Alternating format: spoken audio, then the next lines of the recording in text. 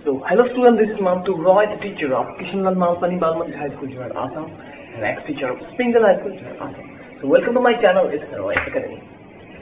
और अगर आपको लग रहा है मेरे वीडियो से आपको कुछ फायदा मिल रहा है तो काइंडली मेरे चैनल को सब्सक्राइब कीजिए, साथ में बेल आइकन को क्लिक कर दीजिए लेटेस्ट वीडियोस को सबसे पहले देखने के लिए।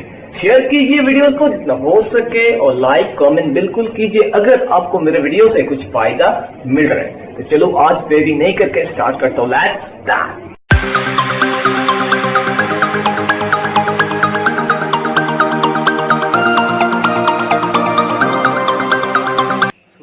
क्लास 9 एक्सरसाइज 12.2 का क्वेश्चन नंबर 3 खुद करना है, ठीक है। पार्ट वाइज खुद करना है। क्वेश्चन नंबर 4 में करवा देता हूँ।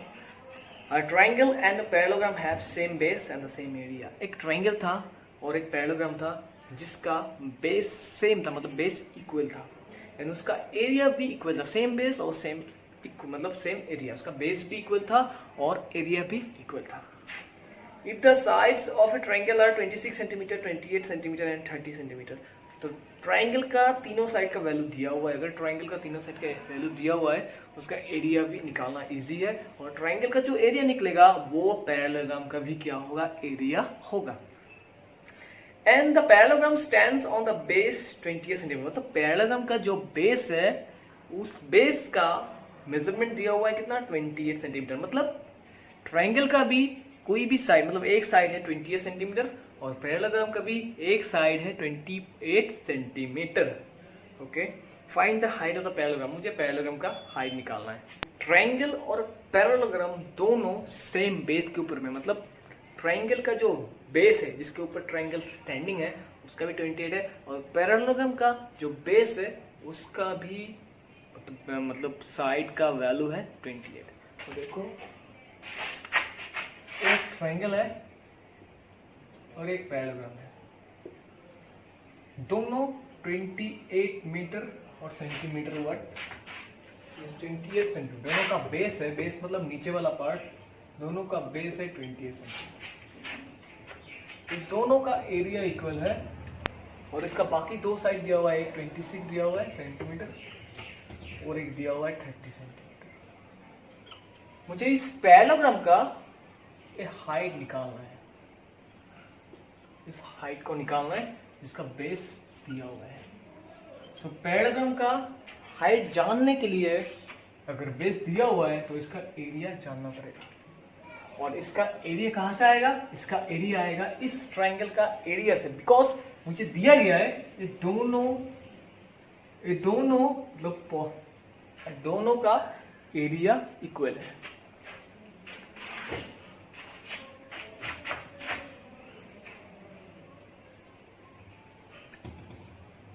Let three sides of the triangle are A is equal to 26 centimeter, B is equal to 28 centimeter and C is equal to 30 centimeter। तो मैं S निकाल लेता हूँ। S is equal to A plus B plus C, A plus C, B plus C plus 2, A plus B plus C by 2। इसका A का value है, A है 26, B है 28 और C है 30 divided by 2, 84/2 centimetre. therefore S equal कितना होगा, 42 centimetre. S निकल गया। अब इसका एरिया निकालना है। सिर्फ एरिया लिख देता हूँ। Area is equal to root over S into S minus A, S minus B into S minus C, so equal to H हो गया 42, therefore 42 minus A का वैल्यू 26, 42 minus B का वैल्यू 28, 42 minus C का value है 30।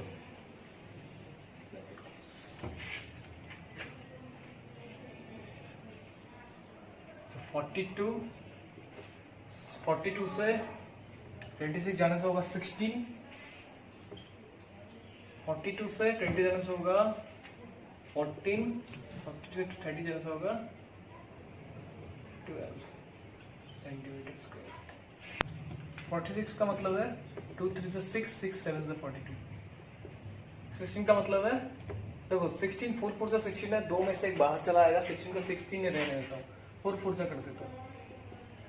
14 है 2 7 या 12 है 2 into 3 centimetre square. ठीक है, मैं यू सी 2 कितना है 1 2 3 4, 4 में से 2 बाहर आएगा। 3 कितना है 1 2, 2 में से एक बाहर आएगा। 7 कितना है 1 2, 2 में से एक बाहर आएगा। और 4 है 1 2, 2 में से एक बाहर आएगा। Friends, area of the triangle is 336 centimetre square. मुझे इस पैरेललोग्राम का हाइट निकालना है जिसका एरिया ट्रायंगल का एरिया का इक्वल है। तो ट्रायंगल का एरिया दिया हुआ है 336 सेंटीमीटर स्क्वायर, जो है वो एरिया ऑफ द पैरेललोग्राम का इक्वल है। So area of the parallelogram is equal to 336 centimetre square according to question. So area of the parallelogram का फॉर्मूला है b into H, base into height equal to 336। इसका base दिया हुआ है कितना 28, और हाइट मुझे क्या करना है निकालना है 336। Therefore height is equal to 336 divided by 28। इसको कर देता हूँ, it's 12 centimetre. Next question, rhombus shape field has green grass of 18 cows to graze. मतलब एक रोम्बस फील्ड था, उसमें 18 काउस मतलब 18 काउस कैन ग्रेज देयर, उसमें ग्रेजिंग कर सकता है। If each side of the rhombus is 30 metre, rhombus का ऑल द साइड्स इक्वल होता है। अगर रोम्बस का एक साइड 30 दिया हुआ है तो रोम्बस का ऑल द साइड्स होगा 30।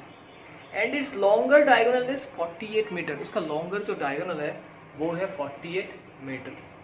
Full stop. How much area of grass field will each cow can be get? Which cow be getting? मतलब एक रोम्बस से फील्ड था, उसका तो कुछ एरिया होगा, उसमें 18 काउस कैन ग्रेज मतलब चर सकता है।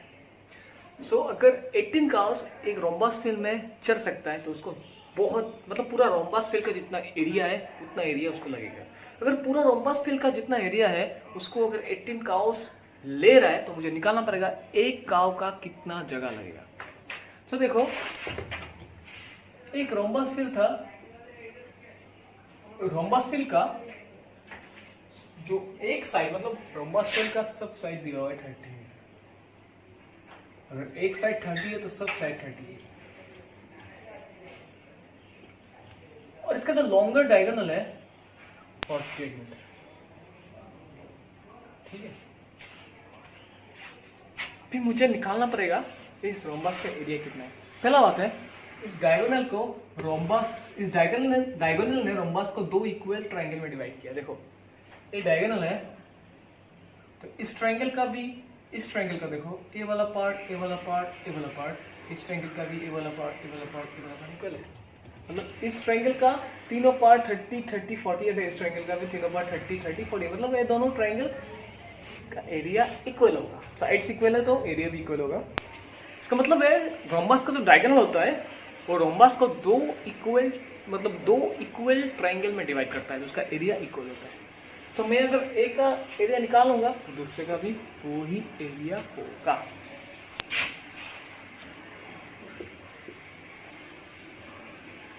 Let ABCD is the rhombus shape field and AC is then BD is the diagonal.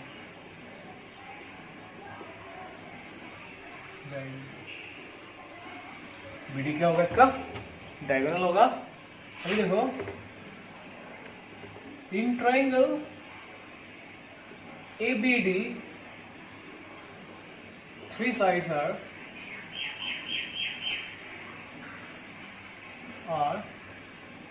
A पकड़ लेता हूँ इसको, B पकड़ लेता हूँ इसको, C पकड़ लेता हूँ, मतलब इस ट्रायंगल का एरिया निकालता हूँ। अगर इस ट्रायंगल का एरिया निकल गया तो इस ट्रायंगल का भी एरिया मुझे मिल जाएगा। दोनों को ऐड कर दूंगा तो मुझे मिल जाएगा पूरा रोम्बस का area. A is equal to A भी 30 होगा, इसलिए ऑल द साइड्स इक्वल 30 होगा। बी भी क्या होगा, 30 होगा। बी हो गया 48 मीटर, और सी भी हो गया 30 metre. Therefore, S is equal to A plus B plus C by 2. 30 plus 30 is equal to 60 plus 48, 108 by 2 metre. इसको करने से होगा 54, S निकल गया 54। Therefore, area is equal to root over S into S minus A, S minus B into S minus C। Therefore, S हो गया 54 minus 54 minus A हो गया 30, 54 माइनस B हो गया 48, 54 माइनस C हो गया 30।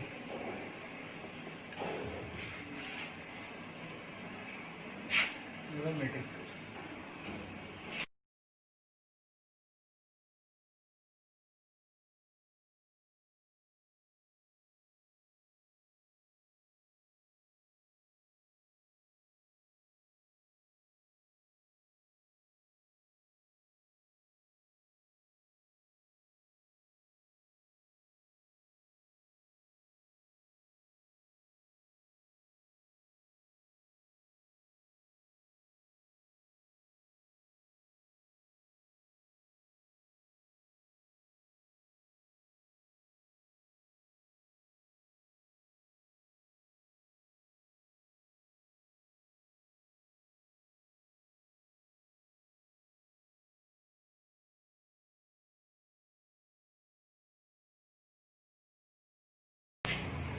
This is the area of this part. Therefore, area of triangle BCD is equal to area of is equal to 432 centimeter square. इसमें देख देता हूँ diagonal of rhombus divides the rhombus into equal area.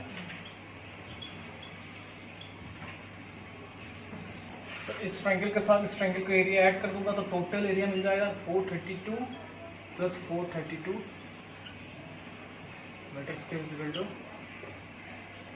4864 metre.